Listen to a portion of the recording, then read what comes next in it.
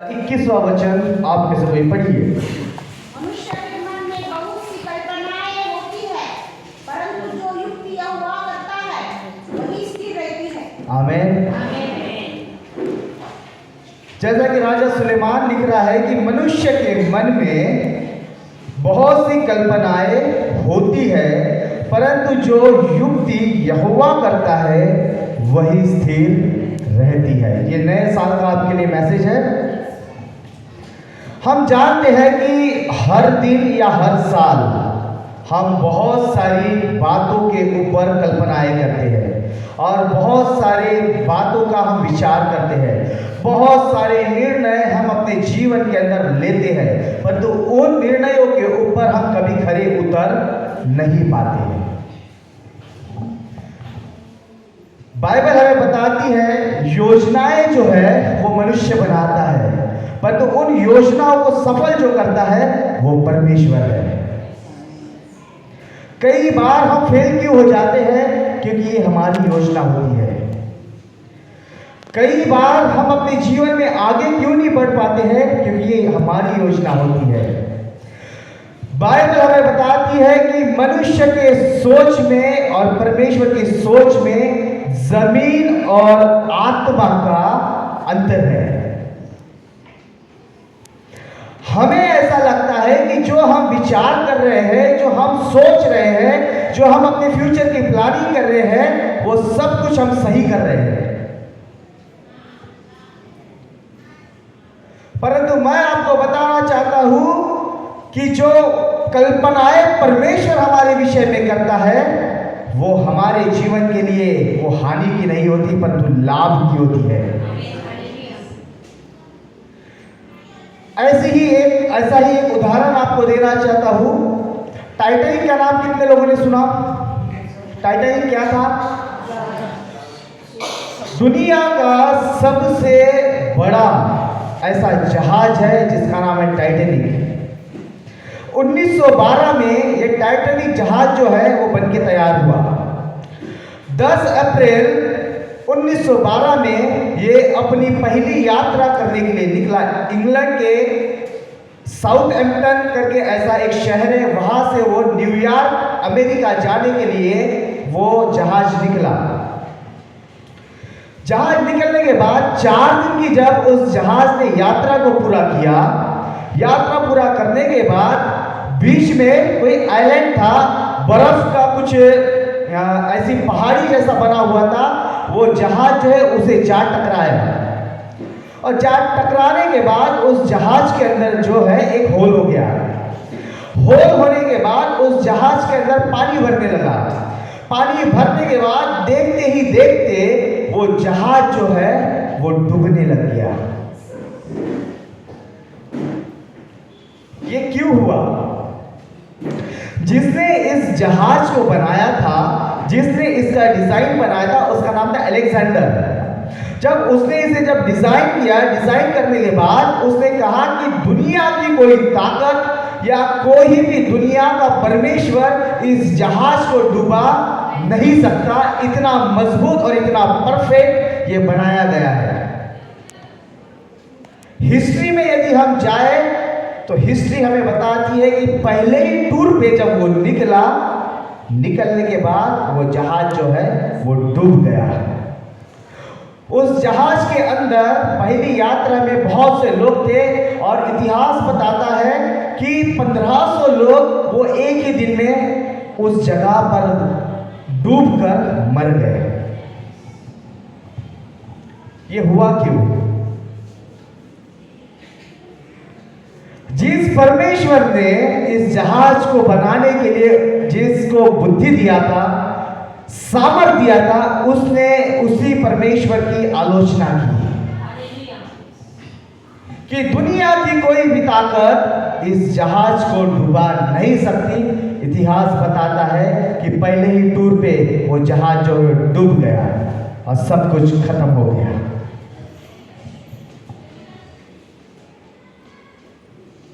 Bible का वचन जिसके ऊपर हम मनन कर रहे हैं वो हमें यही बता रहा है कि मनुष्य के मन में बहुत सी कल्पनाएं होती है, परंतु जो युक्ति यहोवा करता है वही स्थिर रहती है। आपने अपने लाइफ में बहुत सारी कल्पनाएं की होंगी, आपने अपने लाइफ में बहुत सारे निर्णय किए होंगे, आपने अपने लाइफ में आगे बढ़ने के लिए बहुत सारे प्रयत्न किए होंगे, परंतु हो सकता है कई बार आप फेल हो गए होंगे। उसके पीछे का कारण यही है कि हमारी कल्पनाओं में और हमारे परमेश्वर की कल्पनाओं में जमीन और आसमान का अंतर है। कई बार हमें ये लगता है कि हम जो अपने विषय में सोचते हैं, जो हम अपने फ्यूचर की प्लानिंग करते हैं, वो सही है, तो मैं आपको बताना चाहता हूं कि हमारा फ्यूचर उस परमेश्वर के हाथ में है और हमारे फ्यूचर को ब्राइट करना भी वो परमेश्वर जानता है। हमारे जीवन के लिए क्या सही है और क्या गलत है वो हमारा परमेश्वर जानता है। इसलिए कई बार हमें ऐसा लगता है कि जब हम प्रार्थनाएं करते हैं, हमारी प्रार्थनाओं के उत्तर नहीं आते हैं, हम परमेश्वर को कहते हैं कि प्रभु ऐसा क्यों कि तू हमारे प्रार्थनाओं का उत्तर क्यों नहीं दे रहा, प्रभु ऐसा क्यों कि हम तो कई समय से आपके सामने आंसू बहा रहे हैं, उन आंसुओं का उत्तर आप क्यों नहीं देते। परंतु बाइबल का वचन हमें बताता है कि हमारी कल्पनाएं और परमेश्वर की कल्पनाओं में जमीन और आसमान का फर्क है। जो आप मांग रहे हो अपने जीवन के लिए, वो परमेश्वर जानता है कि वो सही नहीं है करके आपके लाइफ में नहीं दे रहा है। वो परमेश्वर हमारे लाइफ में वो कर सकता है जो उसने आज तक किसी के लिए नहीं किया। ऐसी सिचुएशंस को हमारे जीवन के अंदर लाके खड़ा कर सकता है, वो हमारा परमेश्वर है। परंतु हमारी कल्पनाएं और परमेश्वर की कल्पनाओं में बाइबल बताती है जमीन और आसमान के जैसा अंतर है। यानी सोचो, हमारी बुद्धि, हमारी कल्पनाएं कितनी छोटी है और उस परमेश्वर की कल्पनाएं कितनी बड़ी है ना। जब हम उस परमेश्वर के साथ अपना जीवन जीते हैं, मैं आपको बताना चाहता हूँ, वो परमेश्वर हमारे जीवन को, हमारे फ्यूचर को वो ब्राइट करना चाहता है ना, वो अच्छा करना जानता है। हमारी अपेक्षाओं से बढ़कर वो परमेश्वर हमारे जीवन के लिए करना जानता है। परंतु हम सोचते हैं, हम परमेश्वर को मांगते छोटी चीज है, परमेश्वर हमें देने के लिए बड़ी चीजों के लिए तैयार है। हालेलुया। हम परमेश्वर को साइकिल मांगते हैं, परमेश्वर कहते हैं रुक बेटा मैं तुझे कार दूंगा। ये हमारा फर्क है। हम अपने जीवन के लिए अच्छी जॉब मांगते हैं, परमेश्वर कहता वेट कर मैं तुझे गवर्नमेंट जॉब दूंगा। हम अपने जीवन में छोटी छोटी चीज़ों के लिए परमेश्वर को कहते हैं और हम अपने जीवन में नहीं पाते हैं, परंतु परमेश्वर हमें बड़ी चीजें देने के लिए तैयार बैठा है। हालेलुया। टाइटैनिक की जब हम स्टोरी के ऊपर यदि हम ध्यान दें, उसने अपने परमेश्वर की आलोचना की।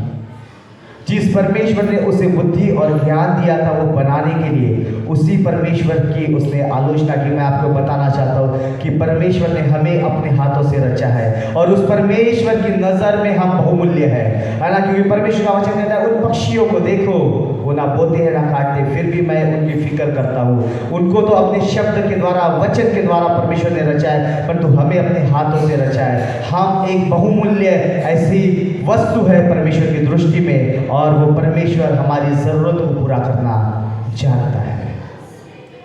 इसलिए परमेश्वर का वचन और सुलेमान लिखता है कि हमारी कल्पनाओं में और उस परमेश्वर के कल्पनाओं में जमीन और आसमान का अंतर है।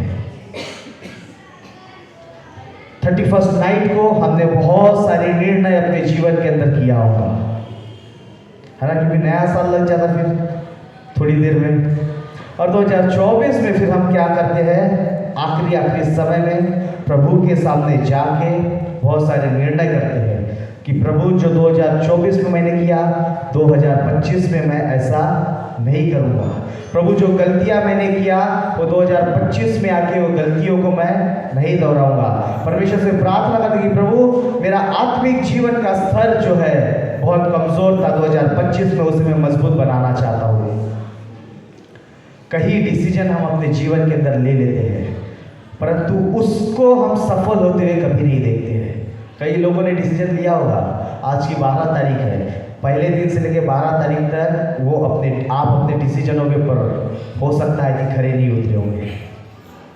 ऐसे कई साल आएंगे, कई साल आके चले जाएंगे, हम उन बातों के ऊपर खरे नहीं उतर पाएंगे। परंतु जब परमेश्वर का अनुग्रह हम उन बातों के लिए मानते हैं, परमेश्वर अनुग्रह देता है और हमारी स्थितियों को बदल देता है। जिन बातों को हम अपने परमेश्वर के सामने रखते हैं, उन बातों को वो सुनकर हमारे हालातों को, हमारी परिस्थितियों को, हमारे विचारों को, हमारे जीवन को, हमारे स्वभाव को, हमारे कैरेक्टर को वो परमेश्वर बदल देता है। परंतु परमेश्वर के सामने हमें जाना पड़ेगा। हम अपने बदौलत कुछ भी नहीं कर सकते। आप अपने बदौलत अपने लाइफ में कुछ भी नहीं कर पाओगे, परंतु आप जब अपनी छोटी छोटी चीज़ों को लेकर परमेश्वर के पास जाओगे, वो परमेश्वर आपके लिए बड़े बड़े कामों को कर देगा जिनकी आप अपेक्षा भी नहीं करते। ऐसे कामों को परमेश्वर आपके और मेरे लिए कर देगा। हालेलुया। बहुत सारी हम कल्पनाएं करते हैं, पर उन कल्पनाओं के ऊपर हम खड़े नहीं उतर पाते हैं, क्योंकि उन कल्पनाओं में परमेश्वर का होना बहुत आवश्यक है। उन कल्पनाओं के ऊपर परमेश्वर का अनुग्रह होना बहुत आवश्यक है। जब कभी परमेश्वर के सामने आप कुछ मांगो, परमेश्वर को कहो कि प्रभु इसके ऊपर तेरा अनुग्रह हम मांगते हैं, क्योंकि वो अनुग्रह हमें आगे बढ़ने के लिए मदद करता है। पौलुस कहता है कि प्रभु तेरे अनुग्रह के बगैर मैं कुछ भी नहीं हूँ। मैं आपको बताना चाहता हूँ, आप और मैं भी उस परमेश्वर के अनुग्रह के बगैर हम कुछ भी नहीं है। इसलिए अपनी छोटी छोटी बातों के ऊपर, अपनी कल्पनाओं के ऊपर परमेश्वर का अनुग्रह हमें मांगना है, ताकि उस अनुग्रह के द्वारा हम आगे बढ़ने वाले लोग बने। हालेलुया। गन्नेसरत की झील में पतरस जो है मछलियां पकड़ने जाता है, और उस गन्नेसरत की झील में पूरी रात वो अपना जाल बिछाकर रखता है। जाल बिछा के रखने के बाद उसके हाथ में कुछ नहीं आता। जब सुबह के समय में वो किनारे पे आके खड़ा होता है, उसकी मुलाकात प्रभु यीशु मसीह के साथ होती है। प्रभु यीशु मसीह के साथ उसकी मुलाकात होने के बाद प्रभु यीशु मसीह को बहुत सारी भीड़ ने घेरा हुआ होता है। प्रभु यीशु मसीह पतरस के नाव के ऊपर चढ़ जाते हैं और पतरस को कहते हैं, मुझे यहां से थोड़ा दूर ले चल। और पतरस प्रभु यीशु मसीह को थोड़ा दूर लेके जाते हैं। जब थोड़ा दूर लेके जाते हैं तो उस नाव के ऊपर मछुआरे जो थे वो जाल को धोते हुए दिखते हैं। जाल को धोते हुए दिखते हुए प्रभु यीशु मसीह से कहते हैं कि क्या बात है। तो पतरस अपने हाल को सुनाता है कि पूरी रात हम घूमे, कुछ हाथ नहीं लगा। प्रभु यीशु मसीह कहते हैं पतरस को कि नाव को गहरे में ले चल। गहराई में ले जाने के बाद पतरस को कहते हैं कि यहां तू जाल डाल। जाल डालने के बाद बहुत सारी मछलियां उस जाल के अंदर आ जाती है, और जब वो लोग जाल को खींचना चाहते हैं, जाल को वो खींच नहीं पाते हैं। सारी रात पतरस ने भी तो परिश्रम किया था, परंतु मछली उसके पास क्यों नहीं आई? क्योंकि मछली जो है पतरस को नहीं पहचानती थी, मछली जो है प्रभु यीशु को पहचानती थी। इसलिए मछलियां उस जाल में आ गई, और प्रभु यीशु मसीह ने उससे क्या कहा कि तू गहराई में चल। सेम बात आपके और मेरे जीवन के लिए है। हमें गहराई में जाना पड़ेगा। जब हम प्रभु यीशु के साथ गहराई में जाएंगे, बहुत सारी आशीषों को हम बटोरने वाले हो जाएंगे, परंतु उसके पहले गहराई में हमको जाना पड़ेगा। हमारी प्रार्थनाएं 10 मिनट की है, आशीषें बड़ी मांगते हैं। बाइबल हम पढ़ते ही नहीं है और प्रभु से हम ज्ञान मांगते हैं। पतरस को प्रभु यीशु कहते हैं कि गहराई में चल। आपको और मुझे गहराई में जाने की आवश्यकता है, ताकि वो परमेश्वर का आत्मा हमें हर एक क्षेत्र में ब्लेस करे। एक क्षेत्र में नहीं, हर एक क्षेत्र में हम जहां जाए वहां हम आशीर्वादित होने पाए। हम जिस काम में हाथ डाले वहां हम आशीर्वादित होने पाए। हम जो योजनाएं बनाए उन योजनाओं में हम आशीर्वादित होने पाए। उसके लिए हमको गहराई में जाना पड़ेगा, और गहराई में जाने के लिए प्रभु यीशु मसीह का हमें साथ चाहिए होगा। वो साथ प्रभु यीशु का हमें गहराई में लेके जाएगा, और वही गहराई हमारे लिए आशीषों को बटोरने वाली गहराई होगी। हालेलुया। पतरस ने परिश्रम किया था, मिला कुछ नहीं। जब प्रभु यीशु मसीह पतरस के साथ हो लिए, पतरस ने अपने जीवन के अंदर आशीषों को देखा। जब आपके और मेरे जीवन के अंदर प्रभु यीशु मसीह बोलेंगे, उस यीशु के साथ गहराई में जाएंगे, अनगिनत आशीषें वो प्रभु यीशु मसीह हमारे जीवन के अंदर देगा। हमारी योजनाओं से बढ़कर वो हमारे लिए करके दिखाएगा। हालेलुया। इसलिए आज से 2025 में जब हम प्रवेश कर चुके हैं, 11 दिन बीत चुके हैं, 12वें दिन में आज हम हैं, गहराई में जाने के लिए प्रयत्न करें, ताकि वो गहराई हमारे जीवन के अंदर के हर एक बंधन जो है उसको हमको, उस बंधनों से हमको आजाद करे और वो गहराई हमारे जीवन को आशीर्वादित करने पाए। हालेलुया। प्रभु यीशु का, परमेश्वर का एक दास हुआ जिसका नाम था यूसुफ। यूसुफ के अपने भाइयों ने उसके साथ क्या किया? हाँ, यूसुफ के अपने भाइयों ने उसके साथ क्या किया? उसको धोखा दिया, उसको बेच दिया और उसको एक गड्ढे में डाल दिया। गड्ढा कैसा था? ऊपर ऊपर था? गड्ढा कैसा था?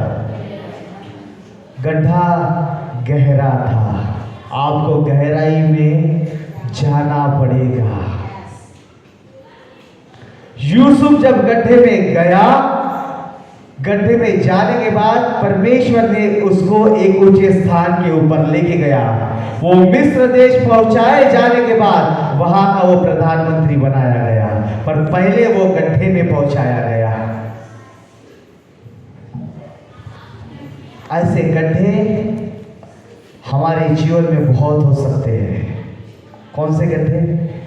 जो हमारी मुसीबतों के, है ना, जो हमारे परेशानियों के, जो हमारे जरूरतों के, जो हमारे कमी घटियों के, ऐसे बहुत सारी बातें हम हमारे जीवन के अंदर गड्ढों को जो है वो दर्शाती है कि बहुत सारे गड्ढे, बहुत सारी कमियां, बहुत सारी घटिया, बहुत सारी ऐसी बातें हैं जो कि हमारे जीवन में है। और तो मैं आपको बताना चाहता हूं, जब परमेश्वर ने उस यूसुफ को उठाया, एक महान व्यक्ति बनाकर उसे मिस्र देश में पहुंचाया और उसको प्रधानमंत्री बना के रख दिया, उसने अपेक्षा नहीं किया था कि वो इस लेवल तक जा सकता है, परंतु उसकी कल्पना में और परमेश्वर की कल्पना में जमीन और आसमान का फर्क था। उसके लिए जो परमेश्वर कल्पना कर रहा था, वो कल्पना उस यूसुफ के चित्त में भी नहीं आई होगी, उसके विचारों में भी नहीं आई होगी, परंतु परमेश्वर के चित्त में, परमेश्वर के विचारों में यूसुफ के लिए प्लान था और परमेश्वर का प्लान यूसुफ के लिए पूर्ण होता हुआ दिखाई दिया। क्योंकि यूसुफ के विषय में यदि हम पढ़ेंगे, यूसुफ परमेश्वर के डर और भय में रहने वाला व्यक्ति था। यूसुफ परमेश्वर की आज्ञाओं के अनुसार अपना जीवन जीने वाला व्यक्ति था। यूसुफ के सामने ऐसा प्रस्ताव आया था कि वो पाप में गिरे, परंतु यूसुफ जानता था, उसे वहां कोई देख रहा है या नहीं देख रहा है, पर यूसुफ इस बात को जानता था कि उसका परमेश्वर उसे वहां भी देख रहा है और वो वहां से उन अभिलाषाओं से वो भाग निकला और परमेश्वर के दृष्टि में वो सही गिना गया और सही गिने जाने के बाद परमेश्वर ने उसे एक ऊंचा स्थान दिया। बहुत सारी बातें, बहुत सारे पाप, बहुत सारी लोभ, बहुत सारा लालच हमारे सामने आ सकता है, परंतु हमें इससे भागना है ताकि परमेश्वर जो हमारे विषय में विचार करता है, परमेश्वर का जो उद्देश्य हमारे जीवन के लिए, उस उद्देश्य को परमेश्वर हमारे लिए पूर्ण करने वाला बने। योजनाएं हमारी हो सकती है, परंतु उसके ऊपर सफलता केवल परमेश्वर की ओर से आ सकती है। इसलिए योजनाएं यदि आपने 2025 के लिए, अपने लाइफ के लिए बनाई है, उन योजनाओं को लेके परमेश्वर के पास जाओ। परमेश्वर को कहो कि खुदा तू मुझे गहराई में ले चल। जो उदाहरण हमारे पास आए हैं कि गहराई में पतरस को लेके गया, गहराई में यूसुफ को लेके गया और ये लोगों ने ऊंचा स्थान परमेश्वर की ओर से पाया। आपको और मुझे 2025 में हमें गहराई में जाने की आवश्यकता है ताकि परमेश्वर हमारे जीवन के लिए जो उद्देश्य रखा है, उस उद्देश्य को परमेश्वर से हासिल करने वाले लोग बने। हम अपने आप से हम कुछ भी नहीं कर पाएंगे। आप अपने कितने भी एफर्ट लगा लो, आप अपने एफर्ट के ऊपर कभी खड़े नहीं उतर पाओगे। आप जितनी योजनाएं अपने लिए बना लो, वो आपकी योजनाएं आपको सफल होती हुई नहीं दिखाई देगी। परंतु जब आप परमेश्वर के साथ चलोगे, वो परमेश्वर आपके लिए असंभव बात संभव करके दिखा देगा। हालेलुया। हमारा परमेश्वर हमारे लिए कुछ भी कर सकता है। जिन बातों की हम अपेक्षा करते हैं, ऐसे बड़े बड़े काम परमेश्वर हमारे लिए कर सकता है। हालेलुया। परमेश्वर ने आज तक हमारे जीवन में बहुत कुछ किया, बहुत कुछ अद्भुत और अद्भुत किया। हमारे विचारों से बढ़कर किया, हमारी उम्मीदों से बढ़कर उस परमेश्वर ने हमारे लिए किया। इसलिए दाऊद कहता है कि हे मेरे मन यहोवा को धन्य कहे और उसके किसी भी उपकार को न भूलना। यहाँ तक अगर परमेश्वर हमें लाया है, वो हमको आगे भी ले जाएगा। अगर यहाँ तक उसने हमको सही सलामत लाया है, वो परमेश्वर हमको आगे भी ले जाएगा। वो आगे भी हमारी अगुवाई करेगा, वो आगे भी हमारी कमी घटियों में वो परिपूर्णता वो लेकर आएगा। वो आएगा, वो परमेश्वर हमारी मदद करेगा। हमें सीखने की आवश्यकता है, हमें समझने की आवश्यकता है कि हमारा परमेश्वर हमारे लिए कुछ भी कर सकता है। यहेजकेल की किताब उसका 37 अध्याय में एक उदाहरण दिया है परमेश्वर, सूखी हड्डियों की तराई। एक दिन परमेश्वर का आत्मा यहेजकेल नबी में समाता है। परमेश्वर देखो कैसे इम्पॉसिबल बातों को पॉसिबल करके दिखाता है। हमें लगता है कि बहुत सारी बातें हमारे जीवन के लिए कठिन है, परंतु परमेश्वर के लिए कोई बात कठिन और असंभव नहीं है। एक दिन परमेश्वर का आत्मा यहेजकेल नबी के अंदर समाता है और यहेजकेल का आत्मा परमेश्वर का आत्मा यहेजकेल नबी को सूखी हुई हड्डियों की तराई में लेकर जाता है और सूखी हुई हड्डी की तराई में ले जाकर यहेजकेल नबी को दिखाता है, चारों ओर घुमा के दिखाता है कि देख यहां पर कितनी हड्डियां पड़ी हुई है, कितने कंकाल पड़े हुए हैं। और परमेश्वर का आत्मा यहेजकेल नबी को पूछता है कि क्या ये हड्डियां फिर से जुड़ सकती है? तो यहां पर देखो यहेजकेल नबी का जीवन, उसका स्वभाव, उसका विश्वास और उसके शब्द, वो कहता है कि हे परमेश्वर, इन बातों को तो तू ही जानता है। सोचो, अगर परमेश्वर का आत्मा हम में से किसी को जरी पटका के कब्रिस्तान में लेकर जाए और बहुत सारे कंकाल दिखाए और लेके भी कब जाए प्रभु का आत्मा? आधी रात को वहां ले जाए और वहां की जो स्ट्रीट लाइट होती है वो भी बंद हो जाए। हमारे मोबाइल में जो टॉर्च है वो भी ऑटोमेटिक बंद हो जाए और प्रभु का आत्मा में वहां ले जाए और बहुत सारे कंकालों को दिखाए। वो कंकाल हम देख पाएंगे कि हम सीधा गेट देखेंगे कि भागूगा कितनी जल्दी यहां से हम निकल सकते हैं, उस गेट को ही देखेंगे और आधी रात में गेट भी नहीं दिखेगा कहाँ है, हम वही के वही गोल गोल घूमते रहेंगे। हाँ, उन कंकालों के साथ हम खेलते रहेंगे। सोचो यदि ऐसा सिचुएशन हमारे जीवन में आया और प्रभु का आत्मा हमें वहां लेके गया और प्रभु का आत्मा यदि हमको पूछे कि बताओ क्या ये कंकाल, ये हड्डियां आपस में जुड़ सकती है, हम क्या कहेंगे प्रभु को? क्या प्रभु मजाक करते हो आप? ऐसी भी कोई बात होती है?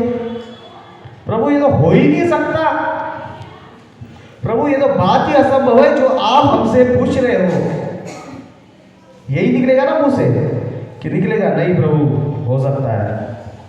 मुझे नहीं लगता कि ऐसा विश्वास आज भी हम में आया होगा। प्रभु का आत्मा यहजकेल को लेके गया सूखी हुई हड्डियों की तराई में, और सूखी हुई हड्डी की तराई में लेके जाने के बाद परमेश्वर का आत्मा यहजकेल को पूछता है कि बता क्या ये हड्डियां जुड़ सकती है। यहजकेल नबी कोई भी निगेटिव बातें नहीं करता। यहजकेल नबी परमेश्वर को कहता है कि हे परमेश्वर, ये तो तू ही जानता है। देखो उसके शब्द क्या है कि प्रभु ये तो तू ही जानता है कि हो सकता है या नहीं हो सकता है। सोचो अगर वहां पर यहजकेल ने कहा था कि नहीं नहीं परमेश्वर ये तो हो ही नहीं सकता, क्योंकि यहजकेल को पता था कि उसके परमेश्वर के लिए कोई बात असंभव नहीं है। उसका परमेश्वर कुछ भी कर सकता है। उसका परमेश्वर इन हड्डियों को भी जोड़ सकता है। और परमेश्वर का आत्मा उस यहजकेल नबी को कहता है कि तू इन हड्डियों के ऊपर भविष्यवाणियां कर, और ये भविष्यवाणी करने के बाद ये हड्डियां जुड़ जाएगी। आगे उस अध्याय को जब आप पढ़ोगे, यहजकेल नबी ने उन हड्डियों के ऊपर भविष्यवाणी करना चालू किया कि हे सूखी हुई हड्डियों, परमेश्वर का वचन तुम सुनो। और ऐसा उसने क्लेम किया, और वो हड्डियां परमेश्वर का वचन सुनने लग गई। वो हड्डियां आपस में एकत्रित होना चालू कर दिया। वो हड्डियां आपस में जुड़ने लग गई। उन हड्डियों के ऊपर नसें उत्पन्न होना चालू हो गई। उन हड्डियों के ऊपर मांस चढ़ना चालू हो गया, और वो हड्डियां आपस में जुड़कर पूरा शरीर बन गया। पर तो अब भी कुछ बात की कमी थी। जब वो कंकाल थे तब भी वो मृत घोषित थे। अब उनकी हड्डियां जुड़ गई है, उनमें नसें उत्पन्न हो गई है, उनके ऊपर मांस चढ़ गया है, पर तो आज भी वो मृत ही है, जीवित नहीं है। 2025 में आपको क्या करना है, अब मैं आपको बता रहा हूं। यहजकेल नबी उसका 37 अध्याय उसका 9वां वचन आप में से कोई पढ़िए। तब उसने मुझसे कहा, हे मनुष्य की संतान, साँस से भविष्यवाणी कर, और साँस से भविष्यवाणी करके कह, हे साँस, परमेश्वर यहोवा यूँ कहता है, चारों दिशाओं से आकर इन घात के लहू में समा जा कि ये जी उठे। आमीन। अब एक बात की कमी थी कि उनके अंदर सांस नहीं थी। और परमेश्वर का आत्मा अब यहजकेल नबी को कह रहा है, हे यहजकेल नबी, तू इनके सांस के लिए भविष्यवाणी कर, और भविष्यवाणी के द्वारा इनमें सांस आ जाएगी और ये जीवित हो जाएंगे। यहजकेल नबी ने परमेश्वर की आवाज को सुना। यहजकेल नबी ने उस सांस के लिए भविष्यवाणी किया, और सांस चारों दिशाओं से आकर उनके अंदर समा गई, और वो कंकाल जो है वो जीवित हो गए।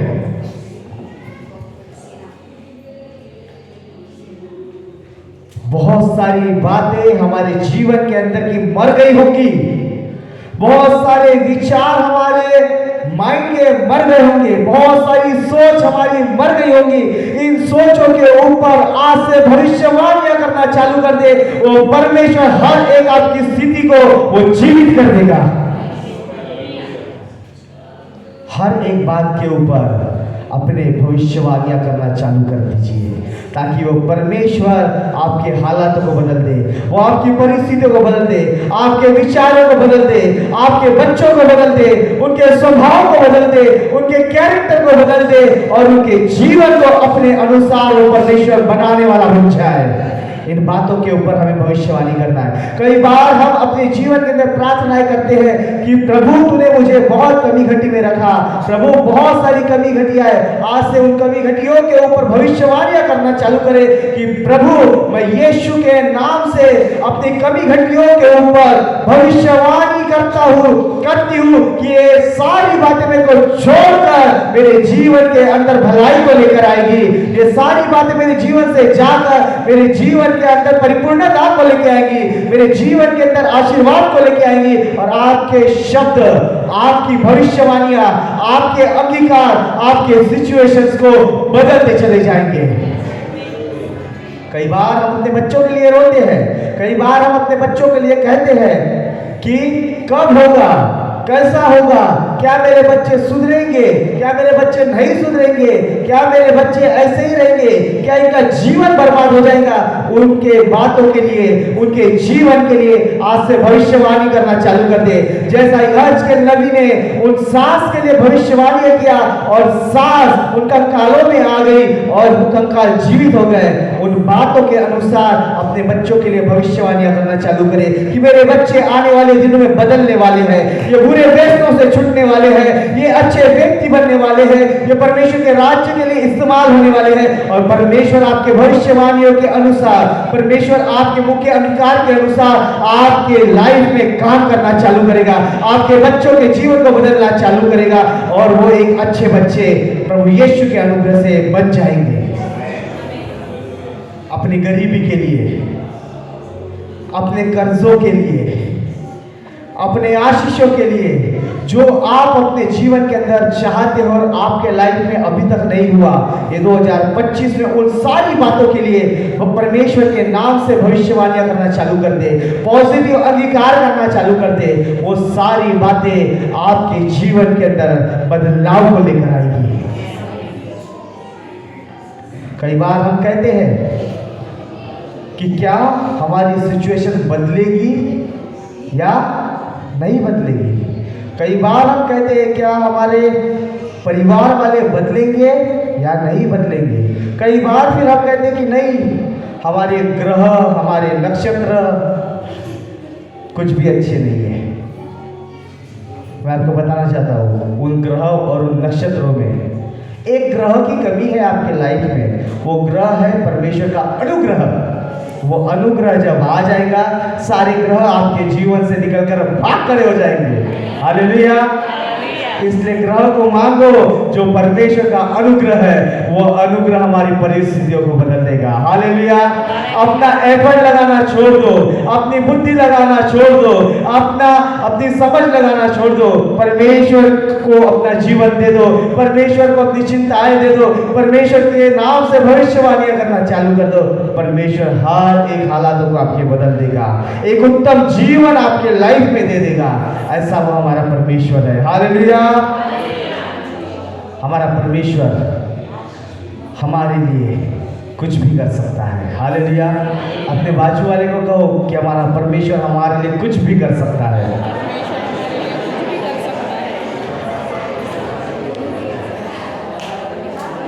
जो हमें असंभव लगता है, वो हर एक बात परमेश्वर हमारे लिए संभव करके हमें दिखा सकता है। हालेलुया। इजरायली लोगों ने सोचा था कि हम तो अभी मर जाएंगे, डूब जाएंगे। टाइटैनिक जहाज जो है वो डूब गया, परंतु इजरायलियों के लिए परमेश्वर ने समुद्र में से रास्ता निकाल दिया। इजरायलियों को परमेश्वर ने बचा दिया, क्योंकि ये इजरायली परमेश्वर की छत्र छाया में थे, ये इजरायली परमेश्वर के अनुग्रह में थे, करके ये अपने देश पहुंचाए गए। टाइटैनिक वाले अपनी जगह नहीं पहुंचाए गए, परंतु इजरायली लोग अपने देश पहुंचाए गए। हमारा परमेश्वर हमारे लिए कुछ भी कर सकता है। आपकी 2025 में मरी हुई सोच परमेश्वर के नाम से जीवित हो जाए। आपका मरा हुआ विश्वास परमेश्वर के नाम से जीवित हो जाए। आपकी मरी हुई कोख प्रभु यीशु के नाम से जीवित हो जाए। भविष्यवाणियां करना चालू करें। रोने से, गिड़गिड़ाने से कुछ नहीं होगा। यहजकेल नबी वहां जाके रोया नहीं।